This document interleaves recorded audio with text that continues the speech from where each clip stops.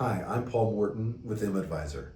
Let's talk about developing a savings strategy for your financial plan. And this is a core and fundamental component of your financial plan. When your income gets above your monthly expenses overhead, then it's time to start saving money for the future. So, for example, physicians. When physicians go through residency and fellowship, usually they use a budget to help manage expenses, to add more expenses so they can get through life, so to speak.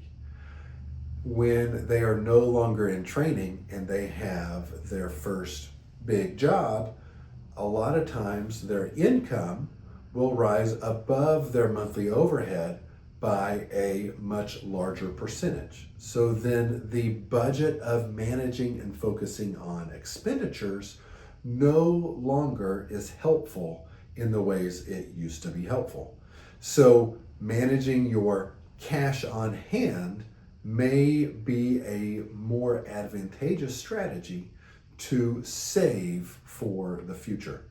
So the first thing that you do to develop a saving strategy is to determine what is the most comfortable, ideal cash on hand figure for you. And this can vary wildly between person to person. Some people might say it's $10,000. Some people might say it's $20,000. Some people might say it's $50,000 or $100,000 or more. But let's just say we decide on $50,000 is the ideal cash on hand amount. So that when our income goes above this ideal cash on hand, we have too much cash. And too much cash in our portfolio means that we don't have enough money participating in the economic markets to potentially get a return on that cash.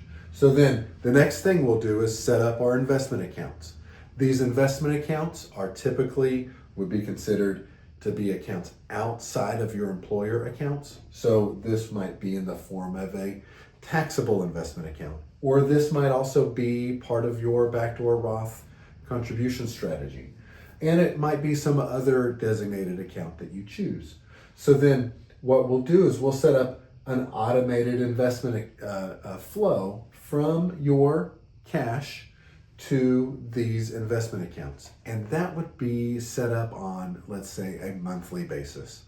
And this automated investment would ideally not reduce your total cash to your ideal cash on hand each month. It would be far less than that amount.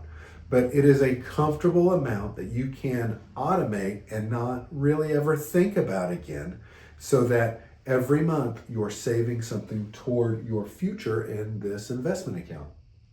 The next thing that you would do is you would set up a regular cadence for reviewing how much total cash you have on hand. So let's say that might be a quarterly basis. So then we'll make a manual investment. So if we have an automated investment of, let's say, $2,000 to $5,000 a month, whatever you might choose, let's say $2,000 a month goes from your cash, from your bank accounts to your investment accounts.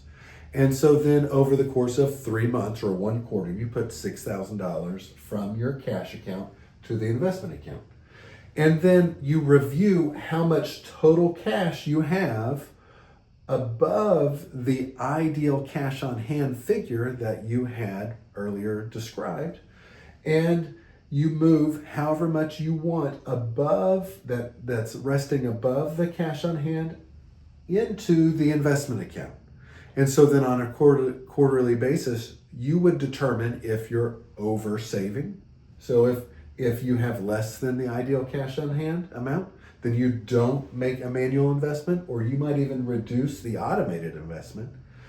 If you have more total cash than the ideal cash on hand, then you can move a manual investment into the investment account to get back to the ideal cash on hand. And At some point, you would increase the automated investment so that the manual investments, while they will likely still occur, would be less and less. If you are planning on making big purchases, let's say you're gearing up for an expensive vacation or you're purchasing a car, then the manual investment would be something that you would still review on a quarterly basis, but you would just keep a larger amount of total cash knowing you're about to make a big purchase.